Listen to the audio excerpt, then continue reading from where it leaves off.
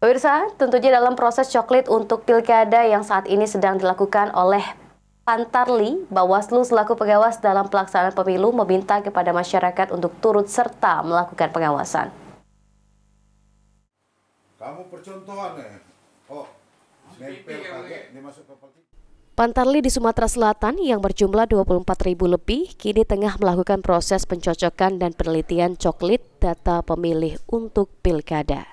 Dalam tugasnya ini, Pantarli mendatangi rumah-rumah calon pemilih untuk dimintai data identitasnya agar proses coklit yang kini dilakukan tepat dan tidak terjadi kesalahan. Bawaslu meminta kepada masyarakat untuk ikut serta lakukan pengawasan proses coklit yang saat ini dilakukan Pantarli. Hal ini dikarenakan menurut salah satu komisioner Bawaslu Sumatera Selatan Divisi Pencegahan Partisipasi Masyarakat dan Hubungan Masyarakat, Masyuryati, karena jumlah pengawas kelurahan dan desa PKD di Sumatera Selatan yang terbatas. Yang melibatkan juga masyarakat dalam proses ini pengawasan.